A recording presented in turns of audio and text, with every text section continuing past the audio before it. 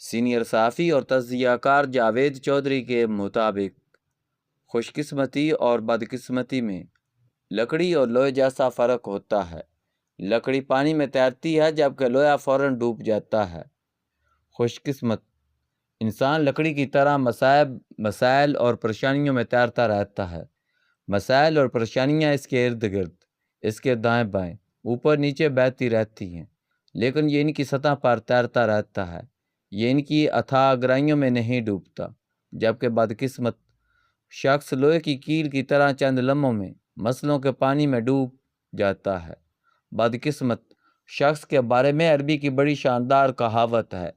عرب کہتے ہیں انسان پر جب بدقسمتی کے سائے آتے ہیں تو یہ اونٹ پر بھی بیٹھا ہو تو اسے کتا کاٹ لیتا ہے۔ اسی طرح ہندی میں بدقسمت شخص کے بارے میں کہا جاتا ہے یہ سونے کو بھی ہاتھ لگائے تو وہ مٹی ہو جاتا ہے۔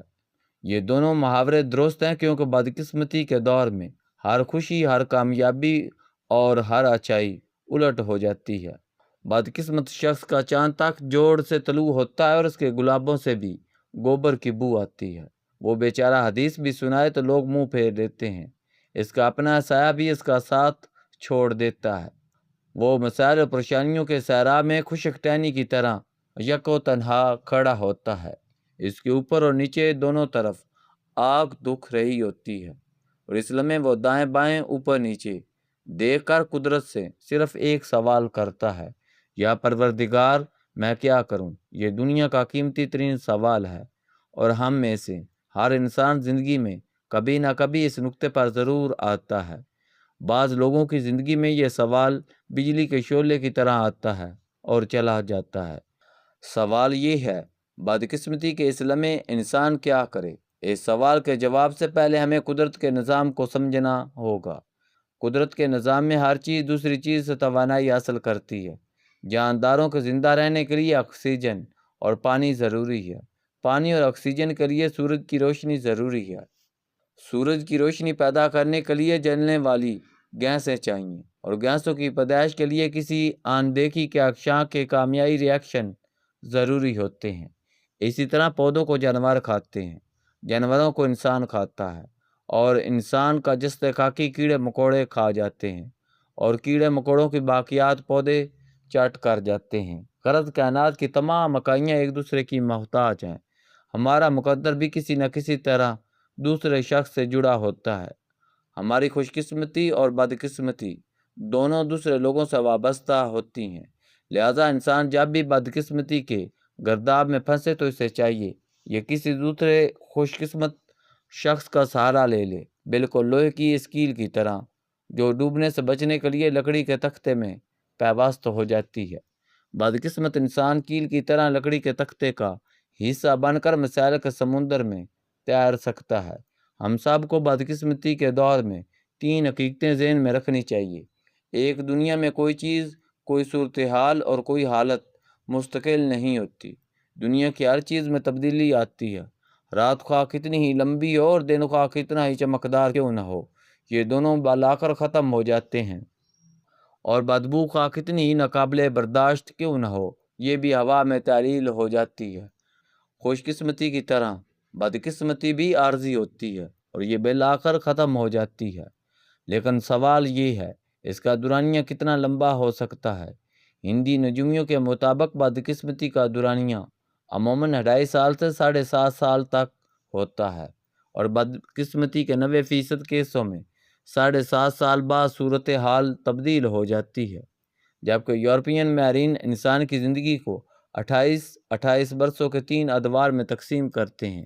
ان کے مطابق دنیا کے ہر انسان اگر اللہ تعالیٰ چاہے تو زندگی میں 28 سال بعد بڑی تبدیلی نمایاں آ جاتی ہے۔ یہ تبدیلی بعض اوقات اگلی نسلوں میں منتقل ہو جاتی ہے۔ ہم اکثر دیکھتے ہیں کہ نسل کام پرسی میں زندگی گزارتی ہے اور اگلی نسل کی شروعات ہی خوشحالی اور کامیابی سے ہوتی ہے۔ اگلی نسل سے اپنی کامیابی سمجھتی ہے، لیکن حقیقت میں یہ پچھلی نسل کی بدقسمتی کا ریوارڈ ہوتا ہے۔ لہذا انسان کو چاہیے یہ اس عارضی بدقسمتی کو عارضی ہی سمجھے۔ وہ انسان کو چاہیے یہ لوہے کی کیل کی طرح کسی لکڑی کا سہارا لے لے۔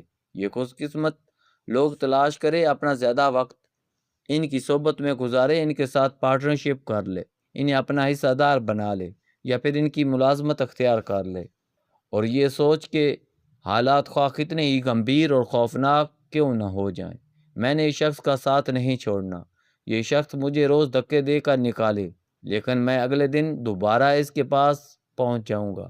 یہ تکنیک مشکل ہے کیونکہ بدقسمتی کے دور میں انسان کی تذلیل معمول ہوتی ہے، لیکن انسان اگر صبر کر لے اور اس سلوک کو چند برسوں کے لیے اپنا مقدر مان لے تو اس کی زندگی میں سکون کے چند لمحے آ سکتے ہیں۔ اور 3، خوش قسمتی اور بدقسمتی دونوں صورتیں اللہ تعالیٰ کی پیدا کردہ ہوتی ہیں، لہٰذا انسان کو کثرت سے اللہ سے رجوع کرنا چاہیے، اللہ تعالیٰ سے اپنے گناہوں کی معافی مانگنی چاہیے، اس سے مہربانی کی درخواست کرنی چاہیے اور اللہ کے ساتھ پارٹنرشپ کر دینی چاہیے۔ یہ انسان کی 10,000 سالہ تحریری تاریخ کا فیصلہ ہے۔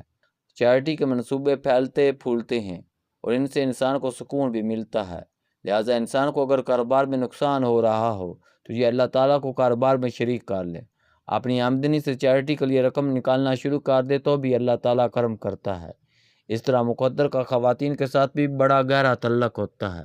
ہمارے گھروں میں ہماری کوئی نہ کوئی بہن، کوئی نہ کوئی بیٹی خوش قسمت ہوتی ہے۔ خوش قسمتی کے آثار ان کی پیدائش کے ساتھ ہی ظاہر ہونا شروع ہو جاتے ہیں۔ ہم لوگ اپنی بدقسمتی کے دور میں اس بیٹی، اس بہن پر شفقت کریں، اس سے اپنی قربت بڑھا لیں تو بھی ہماری بدقسمتی کی شدت میں کمی آ سکتی ہے۔ میں نے زندگی میں بے شمار لوگوں کو، خوش قسمت لوگوں کی پارٹنرشپ، چیریٹی کے کاموں میں حصہ لینے، اللہ سے توبہ کرنے، اپنے گھر کی خواتین سے شفقت برتنے اور صبر اور شکر کو اپنی زندگی کا حصہ بنانے سے بدقسمتی کے دور سے نکلتے دیکھا ہے۔ میں نے ایسے لوگ بھی دیکھے ہیں جو ساری زندگی بدقسمتی کے گرداب میں چکر کھاتے رہے، لیکن ان کی اگلی نسل کو اللہ تعالیٰ نے مٹی کو سونا بنانے کا فن دے دیا، اور لوگ اس خوش قسمت نسل کو دیکھ دیکھ کر حیران ہوتے ہیں۔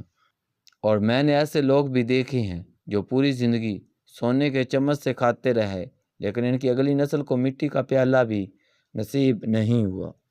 یہ کیا ہے؟ یہ سب مقدر کا ہیر پھیر ہے۔ دنیا میں بنیادی طور پر ایک انسان کی بدقسمتی دوسرے انسان کی خوش بختی ہوتی ہے۔ مقدر گیند کی طرح ہوتا ہے، جس طرح گیند ایک ہاتھ سے دوسرے ہاتھ منتقل ہوتی رہتی ہے، بالکل اسی طرح مقدر بھی ہاتھ اور جولیاں بدلتا رہتا ہے۔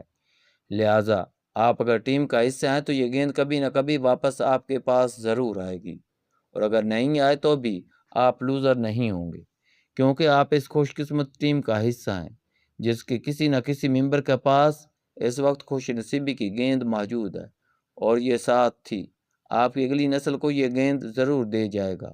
لہذا ٹیم کو نہ چھوڑیں، صبر کریں اور انتظار کریں۔ مقدر کا پیالہ کبھی نہ کبھی گردش کرتا ہے، آپ کے ہاتھ ضرور آئے گا۔ آپ اس وقت تک موجود نہ ہوں تو آپ کے بیٹے یا آپ کے کسی عزیز کا ہاتھ اس تک ضرور پہنچے گا، کیونکہ اللہ تعالیٰ کے نظام میں راتیں زیادہ طویل نہیں ہوتی۔